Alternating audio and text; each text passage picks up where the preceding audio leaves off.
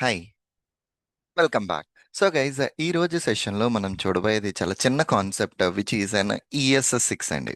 So Surendra, ఏంటి ఈఎస్6? ఎందుకు ఈఎస్6 ఇప్పుడు మనకి చెప్తున్నామంటే, సంభవం ఇంతకు ముందర ప్రీవియస్ సెషన్స్లో నేను ఈఎస్6 అన్న టెర్మినాలజీ యూస్ చేశాను basically. Later I realized basically ఆ కాన్సెప్టే నేను మీకు చెప్పలేదు అని చెప్పేసానని. That's the reason. అసలు ఈఎస్6 అంటే ఏంటి, దీనివల్ల మనకు ఉండే అడ్వాంటేజెస్ ఏంటో మీకు చెప్దామని ఈ చిన్న లెక్చర్ అయితే క్రియేట్ చేస్తున్నా. జనరల్గా ఈఎస్ఎస్6 అంటే కనుక sixth edition of a JavaScript which was introduced in 2015. Okay. అంతకు ముందర వరకు లేని ఫీచర్స్ అన్ని, కొన్ని అడ్వాన్స్డ్ ఫీచర్స్ అన్ని ఈ ఈఎస్6 నుంచి వచ్చినాయి అన్నమాట. అంటే ఎట్లా చెప్పొచ్చు అంటే, ఇంతకు ముందర బిఫోర్ ఈఎస్6 వరకు మీకు ఎట్లాగంటే ఒక వేరియబుల్ని డిక్లేర్ చేయాలంటే వేర్ అన్న కీవర్డ్ ఒకటి మాత్రమే వాడేవాళ్ళం.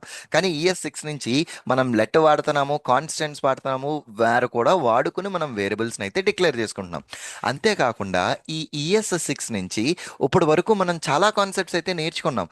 బెస్ట్ ఎగ్జాంపుల్ డిఫాల్ట్ పారామీటర్స్ అని, ఆరో ఫంక్షన్స్ అని, క్లాసెస్ అని, అండ్ ఇలాంటి ఫీచర్స్ అన్ని ఇప్పుడు వరకు మనం చాలానే స్టడీ చేసాం. అండ్ ఇంకా మనం స్టడీ చేయాల్సిన కాన్సెప్ట్స్ వచ్చేసరికి ఇంపోర్ట్ అండ్ ఎక్స్పోర్ట్స్ అని, ప్రామిసెస్ అని, రెస్ట్ పారామీటర్స్ అని, ఇవన్నీ కూడా ఈఎస్6 ఫీచర్స్లో మాత్రమే మనకు వస్తాయన్నమాట.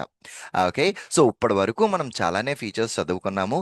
అండ్ దట్టు ఏ ఫీచర్ అయితే మన ఆటోమేషన్ టెస్టింగ్ పర్స్పెక్టివ్లో మనకి యూజ్ అవుతుందో ఆ అన్ని ఫీచర్స్ ఇప్పటి వరకు కూడా మనం కవర్ చేసామండి. Okay. So in simple terms మన ఈఎస్6 అంటే మనం అర్థం కావాల్సింది ఏంటి అంటే కనుక, అది sixth edition of JavaScript version basically.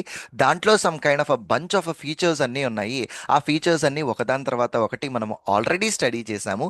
And as said, ఇంకా ఏమైనా ఎడిషనల్ ఫీచర్స్ మనకి అవసరం అయితే మాత్రం in the upcoming sessions I will be covering those features. Okay, thank you very much. See you again in the next lecture. Bye bye.